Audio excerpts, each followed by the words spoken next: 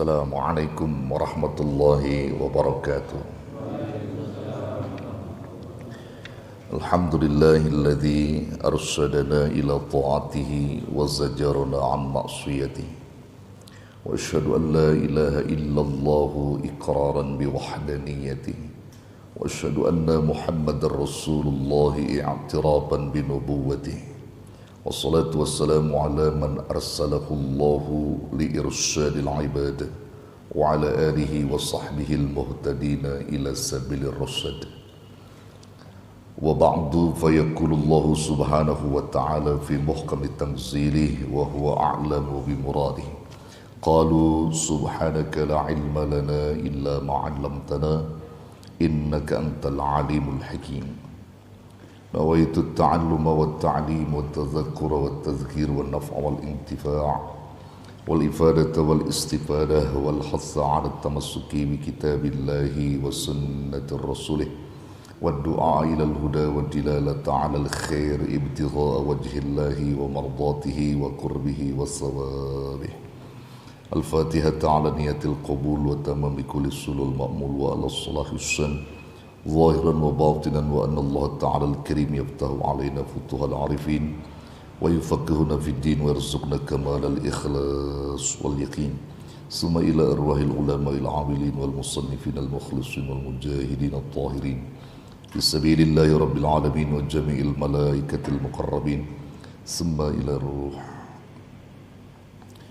المصنفين الكتاب للإمام الفاضل والحمام الواصل الشيخ زين الدين بن عبد العزيز بن زين الدين المليباري نفع الله به وبعلومه بأن الله يتغشهم بالرحمة والمغفرة وأن الله تعالى يقبل الجميع ويسلس عن الجميع ويعفو عن الجميع وعلى نية جالبة لكل خير جانبة لكل الشر حاصلة لكل مقصود دافعة لكل بلاء وإلى حضرة النبي محمد صلى الله عليه وسلم. الفاتحة. أعوذ بالله من الشيطان الرجيم. بسم الله الرحمن الرحيم. الحمد لله رب العالمين الرحمن الرحيم مالك يوم الدين إياك نعبد وإياك نستعين اهدنا الصراط المستقيم صراط الذين أنعمت عليهم غير المغضوب عليهم ولا الضالين آمين. رب اغفر لنا ولوالدينا آمين. Saudara-saudara jamaah Majlis Dzikir wa Ta'lim Masjid Jami Nurul Huda yang saya muliakan, segenap jajaran DKM pengurus Masjid Nurul Huda, akhi fillah Al-Ustaz Zubagus Haji Udi Marfudi beserta jajarannya yang saya muliakan, dan semua para pencinta ilmu yang insya Allah selalu dirahmati dimuliakan Allah Jalla Jalaluh. Kita patut bersyukur kepada Allah yang memberikan nikmat kepada kita, memberikan kesempatan kepada kita, luang waktu yang berharga untuk kita gunakan mencari ilmu dan duduk di majlis ilmu dengan harapan dan niat yang tulus karena Allah agar kita mendapatkan ilmu yang berguna, ilmu yang bermanfaat, dan juga tentunya mengharap ridha dari Allah Subhanahu wa taala. Dan ini semua adalah kenikmatan yang wajib disyukuri oleh kita. Karena berapa banyak saudara-saudara kita yang malam ini ada waktu luang mereka, namun mereka tidak gunakan waktu luang itu untuk hadir bersama kita. Mereka lebih fokus pada TV-nya, mereka lebih fokus pada HP-nya, mereka lebih fokus pada hal-hal yang tidak bermanfaat begitu. Nah, itu amat sangat rugi bagi mereka, dan kita adalah orang-orang yang beruntung insya Allah. Dengan niat yang tulus karena Allah, kita duduk bersama di majlis ini untuk mendapatkan ilmu-ilmu Allah. Ya, saudara, kita akan lanjut kembali kajian kitab kita Irsadul Ibad ila Sabilir Rasyad. Bahasan kita kemarin masuk pasal apa? Bab apa? Khatimatun fi madkhis sakha'i wal jud. Ya, penutup tentang kebaikan dan kedermawanan. Kemarin satu hadis kita ungkapkan tentang kedermawanan yang ya begitu banyak fadilahnya dan juga termasuk ada nilai-nilai yang Allah berikan sehingga memberikan kemanfaatan di dalam kehidupan kita. Allah tidak akan pernah membiarkan hambanya yang dermawan di dalam mendelegasikan hartanya di jalan Allah, begitu ya. Masuk pada hadis berikutnya adalah yang di bawahnya itu, coba lihat ya, saya bacakan dulu ya. Bismillahirrahmanirrahim. Wa qad sahha anna Rasulullah sallallahu alaihi wasallam kana ajwada min ar-rihi al-mursalah. Wa sahha aidan annahu sallallahu alaihi wasallam lamma marida kana 'indahu sab'atu danadir fa amara 'Aisyah an tu'tiyaha li Ali litasaddaqa biha fastaghadat bi'a'ma'ihi sallallahu alaihi wasallam fakana kullama afaqa amara bidzalik hatta a'tatha li Ali فأمست ليلة موته صلى الله عليه وسلم وليس عندها شيء فاحتاجت لمصباح فأرسلت إلى امرأة من نسائه تطلب منها ثمنا. Ya, saudara, sampai situ kita bahas dulu ya. Nah, ini juga hadis yang menerangkan tentang kedermawanan Rasulullah sallallahu alaihi wasallam. Wa qad sahha anna Rasulullah sallallahu alaihi wasallam, dan sungguh hadis ini adalah hadis sahih bahwasanya Rasulullah sallallahu alaihi wasallam kana ajwada minar rihil mursalah. Beliau adalah, atau Rasul adalah orang yang lebih dermawan, memiliki sifat yang paling dermawan, yang lebih dermawan minar rih al-mursalati, minar rihil mursalah, daripada angin yang ditiupkan atau angin yang diutus untuk hujan. Saudara, ini bahasa yang luar biasa ya. Jadi Rasulullah itu memiliki sifat yang paling dermawan yang disandingkan pada angin yang diutus untuk meniupkan pada hujan, artinya diturunkan untuk hujan. Maksudnya bagaimana di sini saudara makna hadis ini ya. Jadi Rasulullah itu adalah manusia yang tidak pernah menunggu. Ketika beliau mau berbuat sesuatu kedermawanan, nggak nunggu hari esok atau nggak nunggu sekarang, misalnya sekarang dia mau dermawan nanti beberapa menit lagi atau beberapa jam lagi, tidak. Tapi ketika Rasulullah memiliki niat yang tulus untuk melakukan atau mengeluarkan hartanya, pada saat itu juga niat dan kecepatan niat dan amal itu berlangsung. Nah, itulah Rasulullah sallallahu alaihi wasallam. Kalau angin itu kan meniupkan, diutus kalau turunnya hujan. Begitu turun hujan baru ada angin yang masuk di situ. Jadi menunggu hujan dulu, itu diumpamakan seperti itu. Tapi Rasulullah tidak menunggu.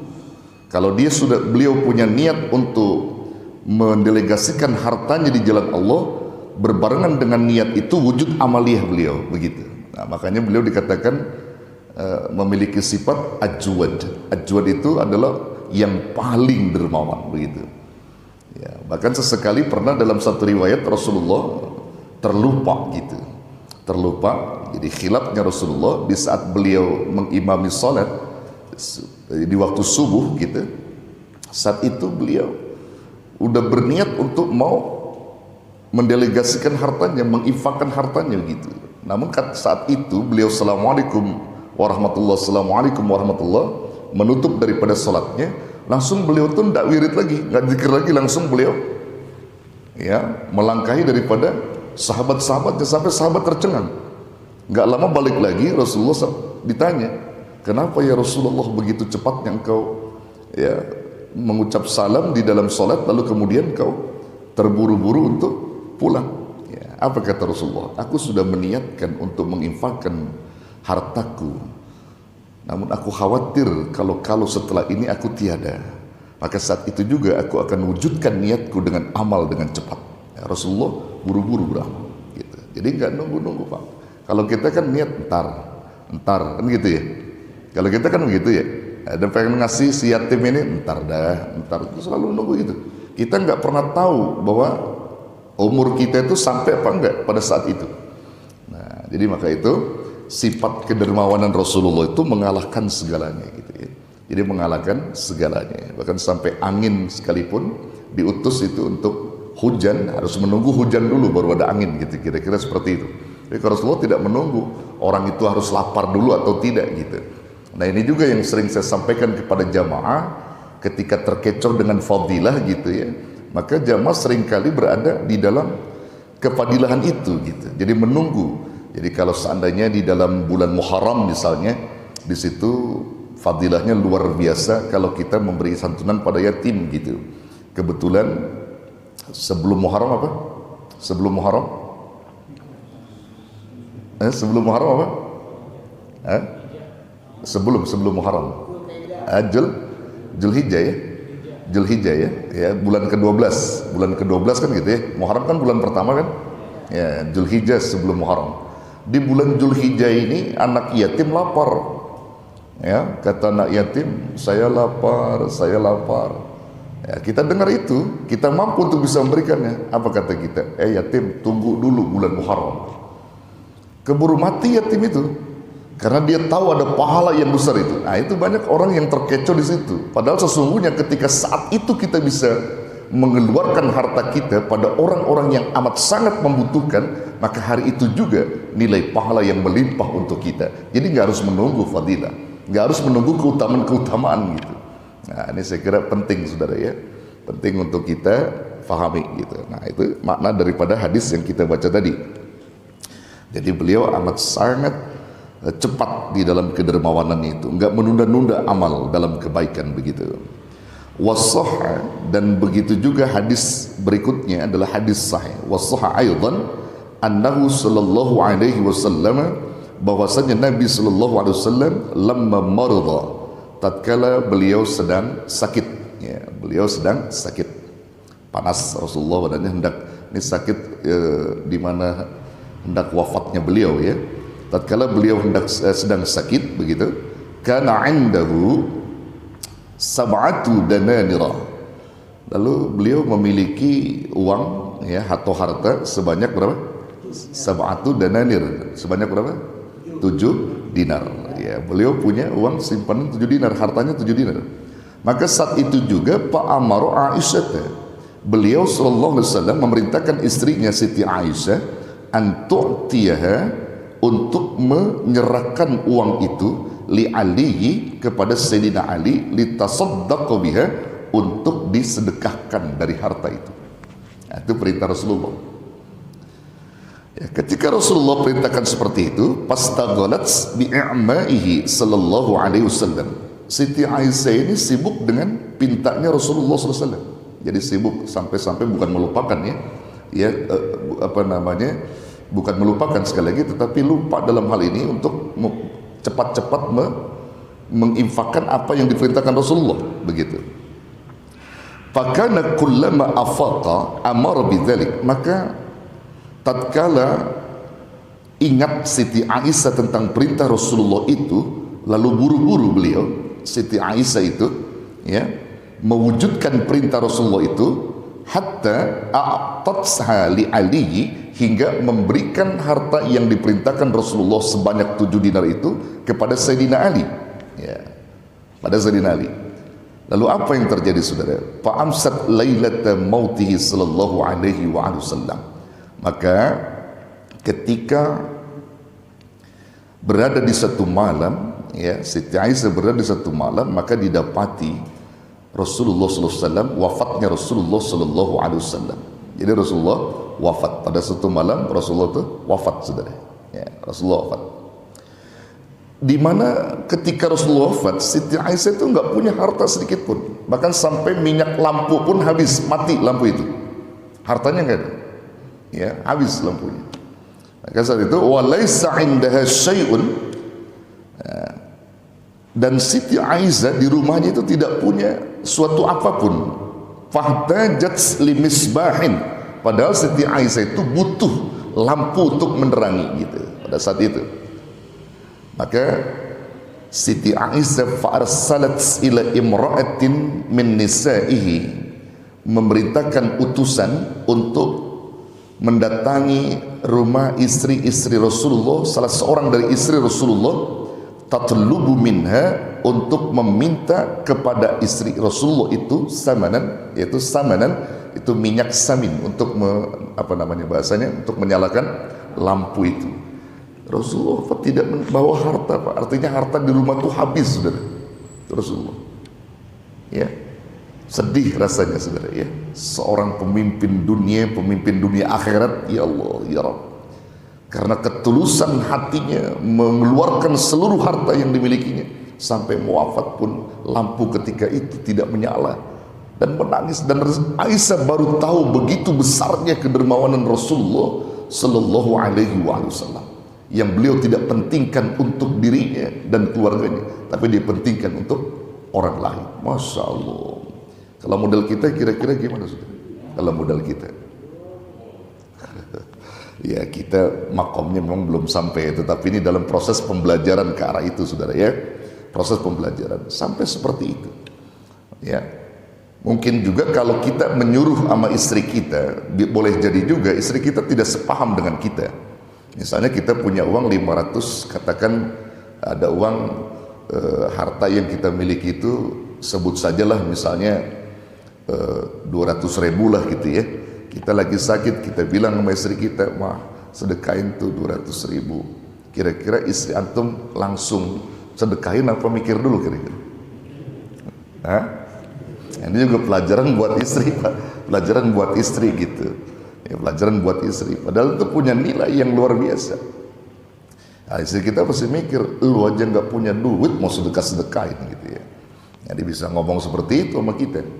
Ya, makanya di sini harus ada kekompakan antara suami dan istri. Kalau istri dermawan, suami dermawan. Suami dermawan, istri dermawan. Anak-anak juga mesti dermawan. Begitu, Pak, biar kompak. Kayak keluarga Nabi Allah Ibrahim alaihissalam. Semuanya punya sifat kedermawanan yang sama. Ayahnya dermawan, istrinya dermawan, anak-anaknya dermawan. Masya Allah. Makanya sampai disebut keluarga Nabi Ibrahim itu sebagai contoh teladan dari keluarga-keluarga yang lain gitu, ya. Contoh teladan. Nah, itu bisa kita tiru, saudara. Dan ini memang prosesnya panjang. Mesti ada proses yang dilalui oleh kita, begitu.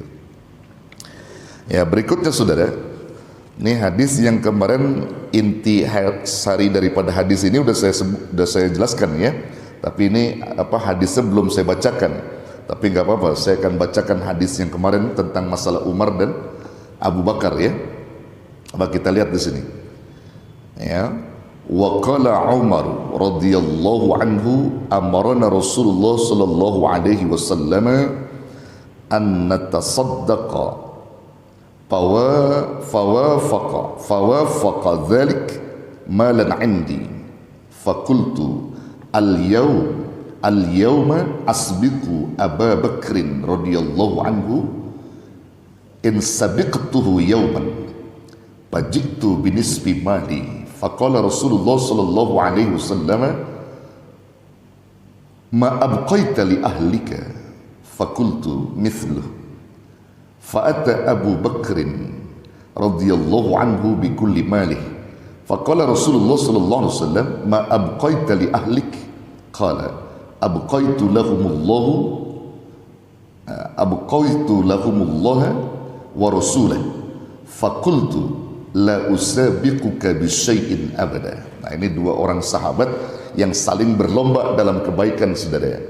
Nah, ini yang kemarin kita ungkap. Nah, tapi kita udah tahu di hadisnya, ya.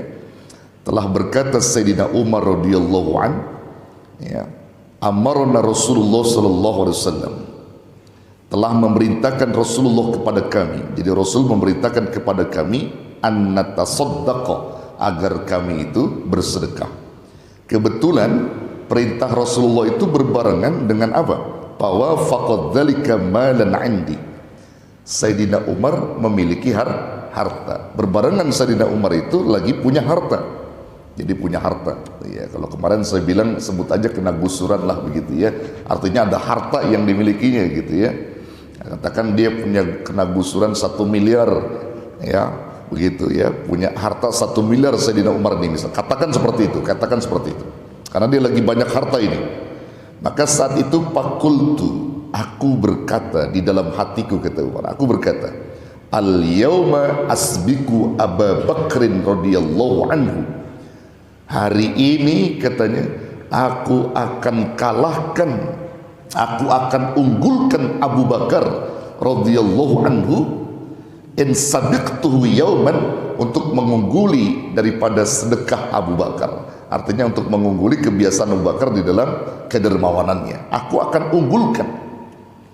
Maka fajitu binisbi mali, aku datang kata Sayyidina Umar dengan membawa separuh hartaku. Jadi kalau 1 miliar bawa berapa? 500 berapa? Juta dibawa. Pokoknya separuhnya dah gitu ya. Dibawa separuhnya dengan harapan gua paling besar nih sedekah gua nih. Pokoknya Abu Bakar kalah gitu ya. Abu Bakar kalah. Ini intinya berlomba kebaikan, saudara. Boleh yang begitu, berlomba kebaikan. Ya, gua akan kalahkan Abu Bakar yang selama ini sedekahnya selalu unggul. Aku akan unggulkan Abu Bakar katanya. Dia bawa separuh hartanya itu, 500 juta kepada Rasulullah sallallahu alaihi wasallam. Katakan seperti itu.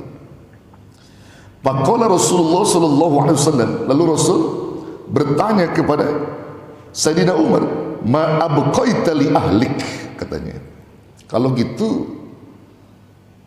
ya, berapa banyak harta yang kamu tinggalkan untuk keluargamu, katanya. Berapa banyak? Fakultu, lalu aku menjawab, kata Sayyidina Umar. Apa kata Sayyidina Umar? Mithluh. Apa mithluh? Ya, seperti apa yang aku bawa ini. Jadi setengahnya. Jadi setengahnya aku tinggalkan dia. Jadi hartaku separuh aku bawa kemari, sisanya lagi separuh lagi itu untuk keluargaku. Berarti 500 juta lagi untuk keluargaku gitu. Oh ya sudah.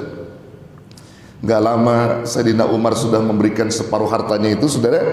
Kemudian apa? Fa'ata Abu Bakrin radhiyallahu anhu bikulli malik.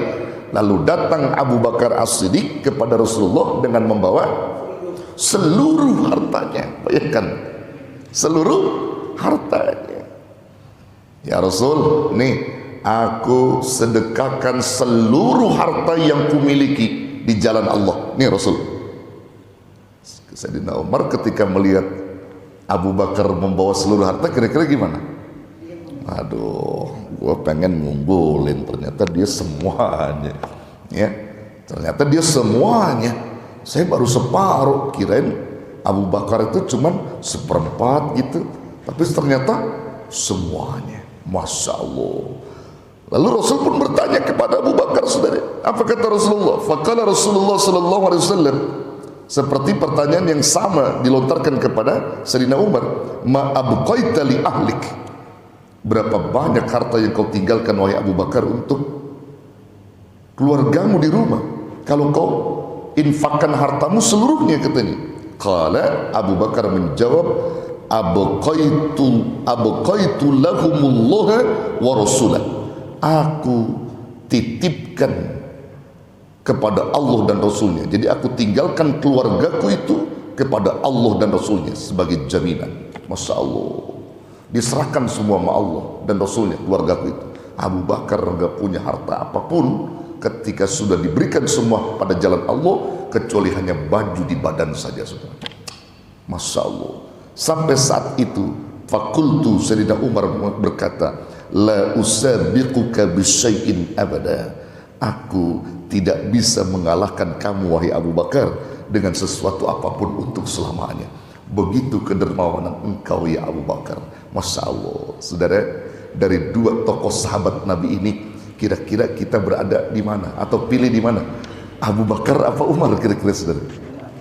Ada di mana kita, saudara? Nah, kita kira-kira ada di mana itu? Yang selama ini kita ada di karakter Abu Bakar apa karakter Umar, kira-kira? Karakter Abu Bakar kayaknya jauh banget. Karakter Umar juga masa iya separuh harta gue berikan gitu ya. Lalu siapa kalau begitu sebagai contohnya? Di sini dua contoh tokoh ini, Abu Bakar dan Umar. Kita suruh pilih. Ya, ada di mana kita? Kalau kita ada di Abu Bakar, wah luar biasa. Ada di Umar juga luar biasa, saudara. Cuman kayaknya Abu Bakar kagak, Umar kagak. Ya kira-kira sahabat siapa ente? Ya yang penting pokoknya kita beramal lah begitu ya. Makanya kan ada istilah begini Pak, ya kalau beramal tuh ada konsep logo tuh ikhlas beramal, ikhlas beramal. Ada lagi amal seikhlasnya. Dari dua konsep logo itu saudara, yang bagus yang mana? Ikhlas beramal apa beramal seikhlasnya? Hah? Gimana? Pilih mana? Ikhlas beramal apa beramal seikhlasnya? Ikhlas beramal ya. Kenapa kau nggak memilih beramal seikhlasnya? Coba dari dua kalimat tadi itu, ini bisa kita pikir renungi nggak? Kalau kalimat ikhlas beramal itu dorongan hati yang diberi oleh Allah untuk mengamalkan apa yang sudah dianugerahkan Allah, sehingga tidak ada paksaan, saudara. Nggak ada paksaan kecuali mengharapkan ridho Allah. Itu namanya ikhlas beramal. Kalau beramal seikhlasnya, apa konotasinya? Ya semaunya, pokoknya suka-suka gua mau amal segini ya, yang penting ikhlas gitu. Makanya lebih bagus yang mana nih? Banyak ikhlas apa sedikit ikhlas? Banyak ikhlas. Cuman kadang-kadang kita pilihnya yang sedikit.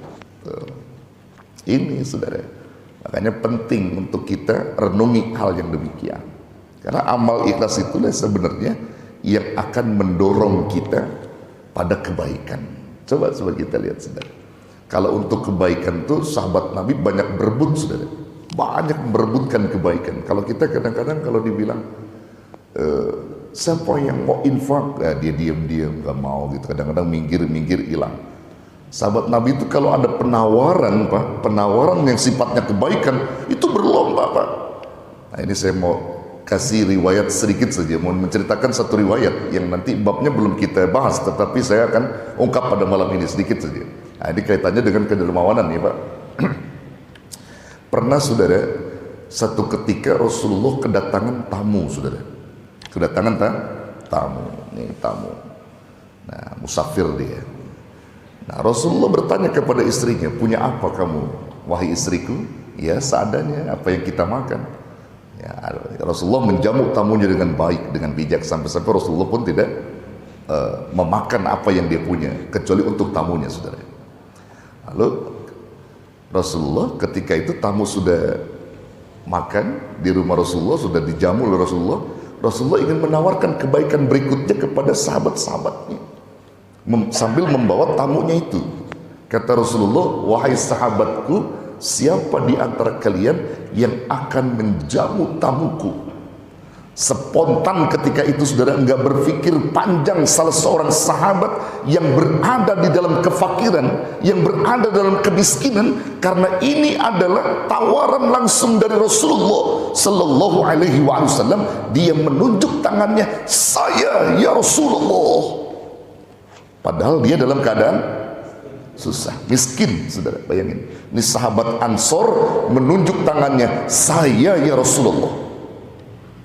Kalau model antum kira-kira nih ditanya nih, misalnya maaf nih, saya kasih penawaran misalnya, bapak-bapak Masjid Nurul Huda kurang 200 juta membangun nih, siapa di antara kalian yang mau menombok kekurangan? Kira-kira ada nggak yang langsung saya gitu, ada nggak? Ada nggak kira-kira? Paling pada mikir-mikir semuanya, aduh. Ini kebaikan saudara, sehingga sahabat Ansor itu langsung dia tahu ini penawaran yang luar biasa. Sekalipun dia susah, dia tetap menisbahkan dirinya kepada Allah. Artinya dia sampaikan kepada Allah kelak, saya ya Rasulullah, saya ya enggak. Oke, kata Rasulullah, kalau kamu ini mau menjamu tamuku, silakan jamulah tamuku. Ini fadilah menjamu tamu, saudara. Tapi kebaikan juga kedermawanan tamu dia. Nginep tuh tamunya, saudara. Gitu pulang ketemu istrinya. Nah, ketemu istrinya. Assalamualaikum, waalaikumsalam. Kata istrinya, bang, bawa siapa bang? Tamunya Rasulullah. Hah? Tamunya Rasulullah. Kita punya apa? Ditanya, kita punya apa? Kata istrinya, kita nggak punya apa-apa bang. Bahkan ada tinggal beberapa roti gandum tuh, sedikit separuh gandum itu hanya untuk anak kita. Kalau dia bangun tidur, nanti bangun makan roti itu sama sedikit susu. Nggak ada lain kita punya bang. Sudah. Ini tamu Rasulullah. Insya Allah kita puasa saja. Biar anak kita itu tidurkan, terus tidurkan. Biar jatah makanannya buat tamunya Rasulullah Sallallahu Alaihi Wasallam. Masya Allah. Bayangkan saudara, buat tamunya Rasulullah. Malam tiba saudara, waktu makan malam nih, waktu makan malam, sedia piring. Cuman istrinya nanya, bang, bagaimana kalau nanti ngajak makan berjamaah bang? Udah, kita matiin aja lampu kita. Kita matiin lampu kita, pelita kita matiin. Bilang aja minyaknya habis. Emang minyaknya habis, sudah. Dia makan dalam kegelapan, kita belagak makan saja, bersandiwara makan. Bayangin pak, dia jamu tamunya Rasulullah. Silakan akhi, kita makan bersama. Tiba-tiba lampunya mati pak, pelitanya mati. Tuh mati, makan saja akhi, makan saja. Bareng-bareng makan, ayo baca bismillah, makan. Si sahabat Rasulullah bersandiwara pak, ngadu piring. Kalau kata kita ngadu piring aja, makan enak ya akhi, padahal dia nggak makan saudara. Itu sahabat tamu Rasulullah makan dengan lahapnya saudara, roti gandum itu. Anaknya ditidurkan, jangan sampai bangun. Ya dilala tuh anak nggak bangun-bangun pak, dilala. Ya dengan izin Allah ya, sampai waktu subuh.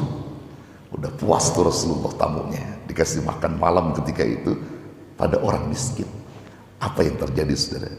Di waktu subuh Rasulullah Sallallahu Alaihi Wasallam, masya Allah, memuji sahabat Ansor ini dengan kepolosan, kejujuran, dan dia tahu bahwa nilai kedermawanan itu adalah segala-galanya di sisi Allah Subhanahu wa Ta'ala. Maka Rasulullah memuji dan takjub dengan sahabat Ansor. Subuh diumumkan oleh Rasulullah Sallallahu Alaihi Wasallam ketika falamma asbaha ghadan ala Rasulillah sallallahu alaihi wasallam, keesokan harinya di waktu subuh Rasulullah sallallahu alaihi wasallam bersabda, berkata kepada orang itu, sahabat Ansor yang menjamu tamunya, laqad ajiballahu bisani'ikuma bidhaifikuma al-lailata, kata Rasulullah. Laqad ajiballah, sungguh Allah kagum kepada sahabat Ansor itu yang telah melakukan satu tindakan perbuatan terhadap tamuku. Allah kagum kepada dua orang suami istri itu yang menjamu tamuku di waktu malam. Allah kagum dengan orang itu. Fa'anzalallah, kemudian Allah turunkan wahyu dalam surah Al-Hasr ayat 9 yang bunyinya wa yu'athiruna ala anfusihim walau kana bihim khassasah.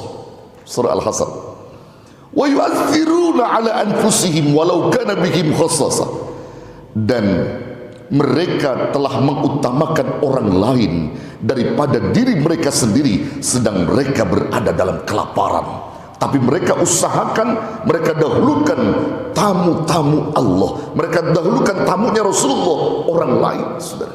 Masya Allah, Allah bangga dan Allah takjub dengan sahabat Ansor itu, padahal dalam keadaan susah tapi masih mau menjamu orang lain. Sehingga dalam satu riwayat, sahabat ini digugurkan dosanya oleh Allah saudara, dan dimasukkan ke dalam surganya Allah Subhanahu wa Ta'ala. Masya Allah. Saudara, kira-kira kalau zaman sekarang ada nggak orang kita temuin yang begitu saudara? Ada nggak kira-kira? Hah? Ada, cuman bisa dihitung gitu, ada. Ya, Kalau di Masjid Nurul Huda kira-kira ada nggak orang begitu ya? Ya Allah ya Rabb, dia dahulukan waktunya. Artinya dia lapar itu saudara, dia nggak pedulikan dirinya lapar, anaknya lapar, tapi dia dahulukan orang lain. Masya Allah, itulah ajaran Islam, itulah ajaran Rasulullah SAW. Sehingga sahabat yang lain pada ngiri Pak, ketika Rasul mengumumkan tentang diampuninya dosa orang itu, bahkan dimasukin surga. Kata yang lain, kalau tahu begitu gua aja tuh yang jamu. Nah itu biasanya tuh apa namanya tuh, apa istilahnya kalau begitu, akal bulus dah yang begitu mah. Dari tadi ditawarin nggak mau, malah nunggu-nunggu dulu. Iya, malah ketika dapat diumumkan yang baik aja baru. Itu sama dengan kisah begini Pak. Kalau kita di dunia itu berlena-lena dengan keduniaan, nggak mau ibadah gitu ya, tapi begitu sakratul maut tiba, itu kan dilihatin tuh sama Allah tuh pahalanya, pahala orang sedekah begini, ini pahala orang ini begini, sholat begini, nanti akan masuk dalam surga, dilihatin semua. Kamu tuh nggak begitu, kamu itu ya seperti orang yang nanti bakal masuk ke dalam neraka. Saat itu dia menyesali, apa dia bilang, ya Rob, kalau bisa diundurin tuh ajal saya sedikit aja, saya akan sedekah ya Rob. Saya tahu tuh pahala. Itu akal buluk tuh, akal bulus aja bagi kamu itu yang begitu, mengada-ada kata Allah. Dulu kagak mau. Sama dengan tadi tuh sahabat Nabi, ketika ditawarkan untuk menjamu tamu, pada diam semua. Orang fakir yang lebih dahulu menawarkan dirinya untuk menjamunya. Begitu datang ayat Allah bahwa orang ini diampuni Allah, dimasukkan ke surga, baru pada kepengen, dia pengen jamu tamu itu. Masya Allah, ini pelajaran buat kita saudara.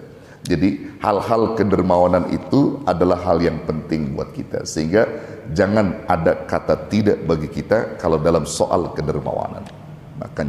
Makanya Rasulullah SAW itu, beliau kalau diminta, ditanya, tidak pernah ada kata tidak ada pada diri Rasulullah. Rasulullah pasti ada.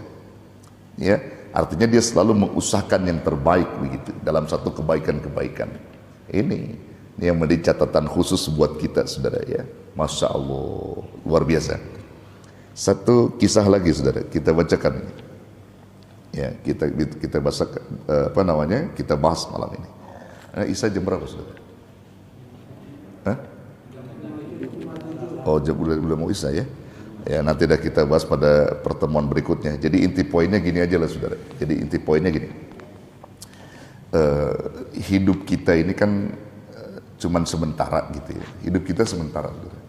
Kita cuman dititipkan segalanya sama Allah. Napas dititipin, sehat dititipin ya, harta karunia dititipin, semuanya dititipkan sama Allah.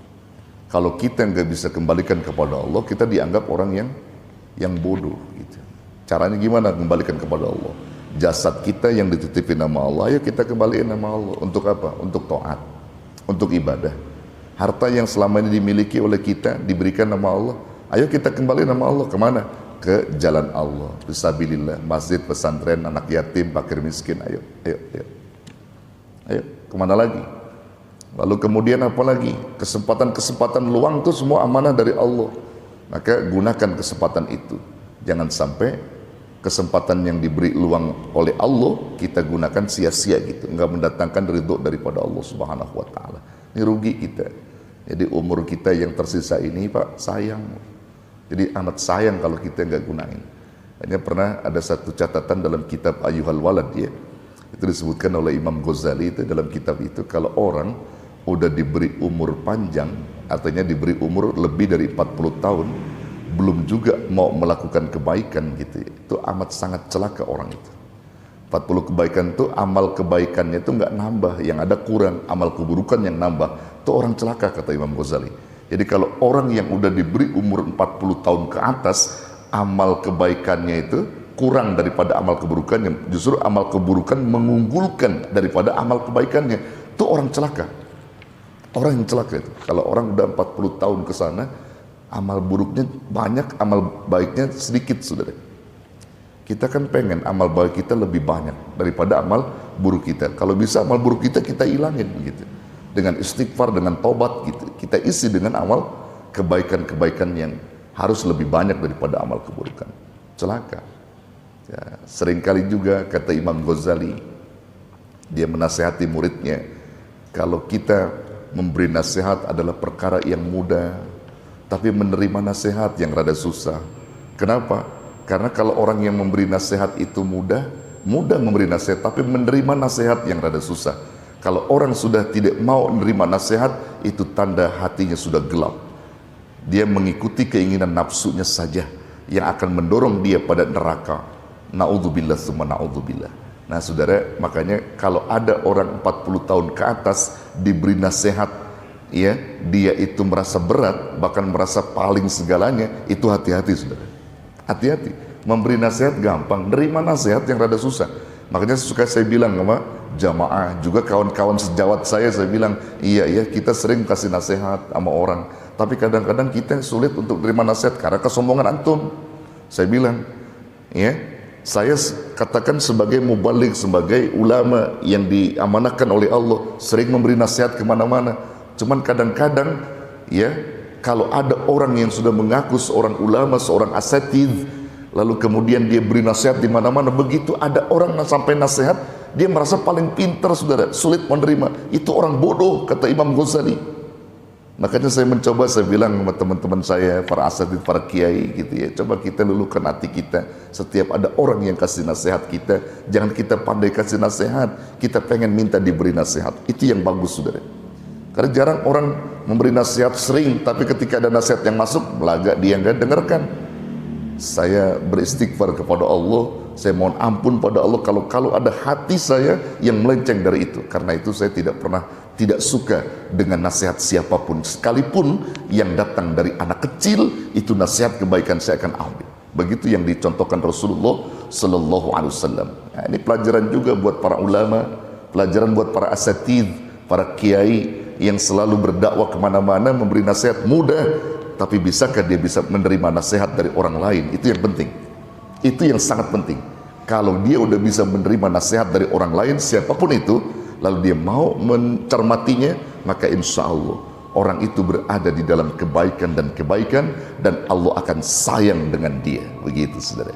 Nah, mudah-mudahan kita termasuk orang yang selalu mudah menerima nasihat dan mau mengikuti nasihat kebenaran itu, insya Allah. Wallahu a'lam bissawab. Dah, saya kira cukup pertemuan kita malam ini. Nanti kita pada Allah wa iyyakum ajmain, wallahu muwaffiq ila aqwamit thoriq. Wassalamualaikum warahmatullahi wabarakatuh.